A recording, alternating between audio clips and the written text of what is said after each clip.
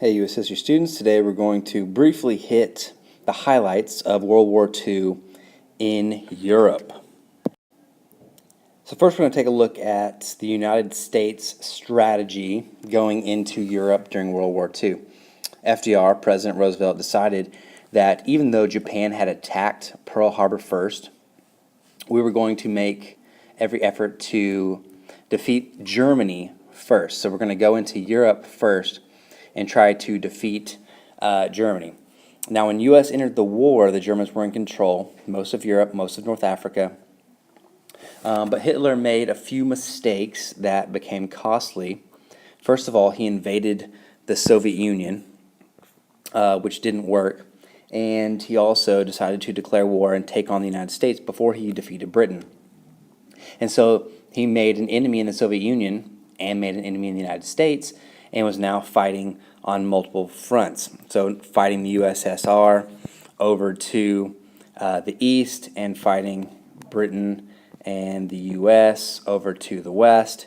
Germany became stretched and was fighting on multiple fronts.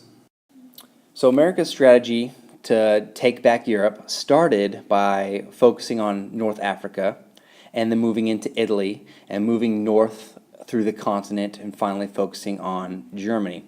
So Americans and British, they focused on North Africa first, and then they began to move north.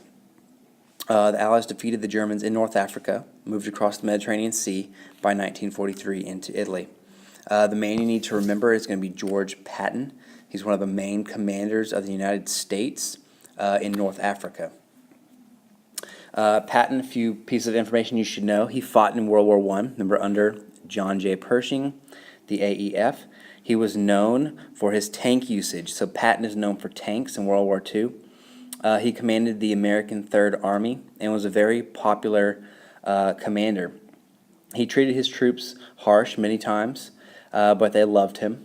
And with his leadership, the Third Army was able to move through Europe very quickly, moving north from North Africa through Italy and north into Germany. They freed a large territory out from under German control and turned it over to the Allies. So Patton was very successful in World War II, doing what he did with tanks. The next step the Allies took was to try to get a foothold in France and push Germany back from there. And so on June 6 of 1944, this day is known as D-Day.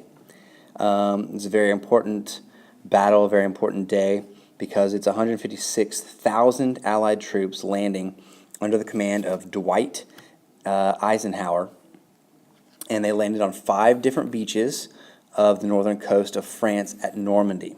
Okay, so Eisenhower selected this guy right here. His name is Omar Bradley, to lead the first American army to land into France, and they landed in boats that looked like this as they rode into northern France.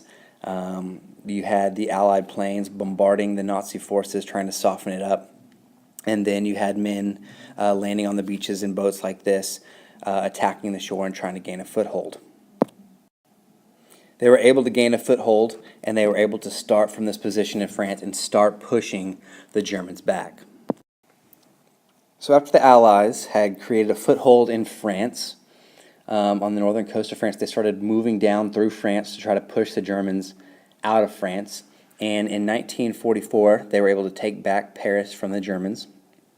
And as they are moving toward Germany to fight, the Germans pull off this surprise counterattack where they focus all of their forces right in the middle of right here of the Allied line.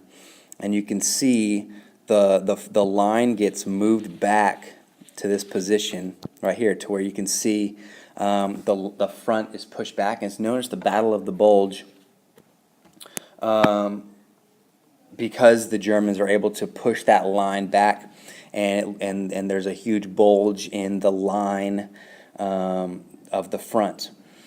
And it was very costly. It was a very costly battle for the United States in terms of lives lost and casualties, but the Allies were able to eventually push the Germans back and win this battle. And that leads us to the final Allied offensive as the Allies are pushing into Germany.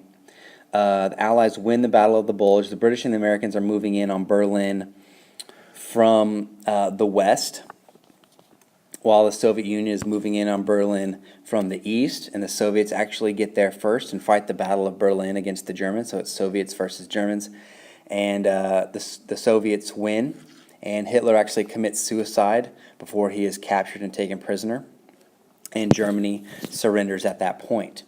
And so that's known as VE Day. Victory in Europe is achieved after the Battle of Berlin. That leads us to Vernon Baker, who is an African-American soldier who became a hero during World War II. 1945, Vernon Baker basically fought through minefields, barbed wire, and German defenses, and by himself removed machine gun nests to help evacuate wounded American soldiers.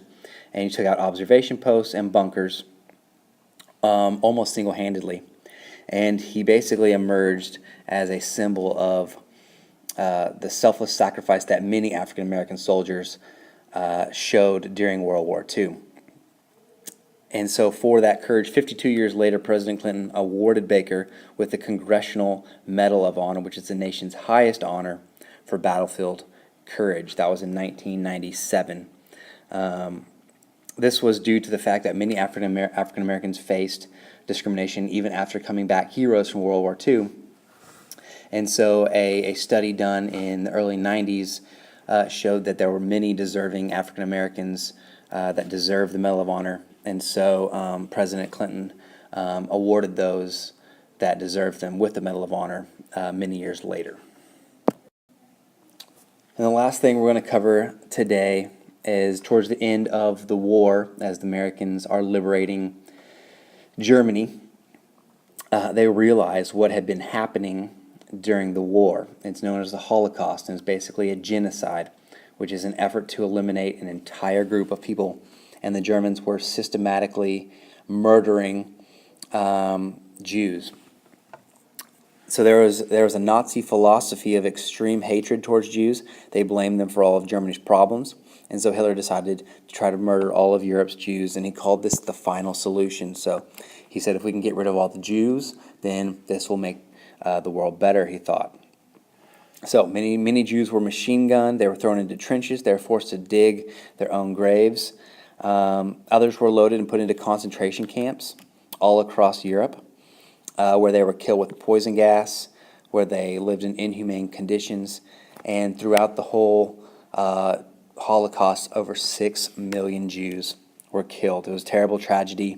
And as Americans, the American troops are liberating these camps, they were shocked and horrified at what they found. Tons of bodies of dead people, people who were treated inhumanely, starved, etc. And so many Americans were just shocked at what they had found at the Holocaust.